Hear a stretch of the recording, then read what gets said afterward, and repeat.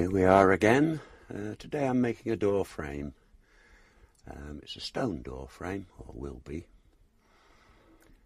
Just switched on the screencast. We start off with a curve, and it's a NURBS curve. The reason I use these is because they only work in 2 dimensions, whereas Bezier curve works in 3. So as the door frame is only in 2, to get it set up. We'll use this one, it's much easier to control. In edit mode now, and we'll pull the bottom straight. We'll stretch it right out, because if these little arrows you can see, which is the curve, the orange bit is the control handles. You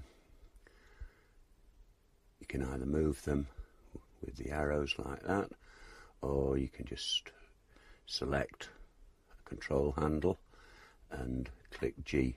You have to watch the arrows don't double back on themselves, otherwise your mesh will be a right mess. Sorry, we won't select all, subdivide, and we get a few extra handles. We'll drag this one way out because I don't want it to affect, I don't want any stupid geometry ending up in the thing.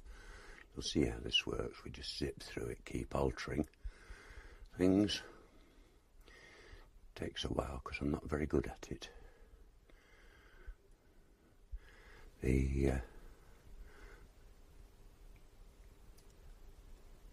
What we're doing is making the outline, if you like, of half a door. Don't know what doors are called with pointy tops, but they're not Norman, so they might be Gothic. Anyway, that's what I'm sort of aiming for. And there we are. That looks sort of smooth enough. Yeah, not so bad. The arrows are going the wrong way, really, but it wouldn't make any difference in this instance, but we've switched direction now. Now we have to make the profile of the section of the stonework, if you like. I don't know what's going on here. We'll add a plane, rotate it through 90 degrees, then go into edit mode by pressing tab. Select both those by right clicking and then shift right clicking and delete the vertices. Now right click to select this one, then control left click, and make any shape you like. There we go. And we'll come back this way, control left click, control left click, control left click, and then we hold shift and select both those and press F, and it joins the thing up. Now we just adjust it to square it all up a little bit, because we've gone a bit wonky. That one wants pulling out a bit. Doesn't have to be perfect. You won't be able to see hardly any of it. Right, we convert it now to a curve. Then select the curve. Oops, I press left again. Right, by right clicking. Go into the curve modifier and select plane. And in the bevel object, and you'll see it's done it. Made it a bit thick, but you just reselect the cross section, scale it down, whatever you like really. Then we Alt-C, convert the arch from a curve to a mesh, and then we can get rid of the cross section bit. We won't need that anymore. I check both ends to make sure that it's a clean mesh. If those arrows had overlapped, there'd be all sorts of cockling up in there. Now we go into modifiers. Modifier, and we'll add an empty. There's the empty. It doesn't do anything at the moment. It doesn't render or anything. Come back into there, go mirror. Whoops, we don't want X, we want Y. Now we go with the other side of the thing. Now, I don't know, no, that's not working. What it should do is this. I'll just demonstrate with something else quickly.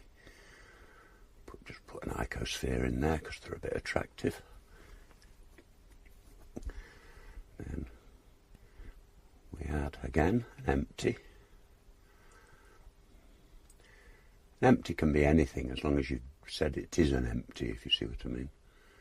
It won't render, it's just a control. So then we select the icosphere. This is what should have happened before. Add a modifier, mirror,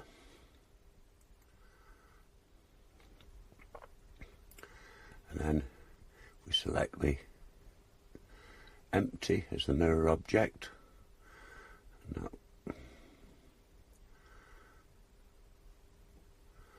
I don't know why it didn't work on the other one. You'll see we can just move that anywhere, it doesn't matter, all it does is control it. I don't know why it didn't work here. We'll go the other way and use the merge limit. Put a big number in, well, 0.2. Clipping, don't use it, but use it if you're modifying the mesh. Otherwise you'll get gaps and things in your mesh. See what it does. Leave it about there. And now we've got a gap to fill up. That's not a big job. Zoom in. We can apply the modifier. If you were going to adjust anything, don't apply it, but go into edit mode again. We want edge select, and just click, shift click, right click, this is by the way, and then F. Shift right click, shift right click, F, and you see it's filling it in. Beautiful. Shift, just keep going round, F, then there'll be one hole on the back to fill in. We can just find it, there it is, and F.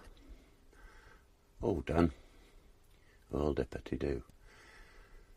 Now what we'll do, we'll go and we'll remove doubles, go into edit mode and do it.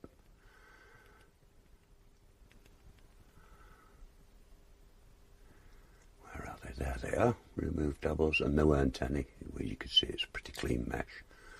Go into shading UV, recalculate normals, just in case we've got any flip the wrong way. Turns, if as soon as you texture it'll come up as a black mark. That looks pretty perfect to me. Wonderful. And just put an edge split modifier on. Oops, I'm in edit mode, it won't work. I have to go into object, edge split, and it just sharpens the job up. Done.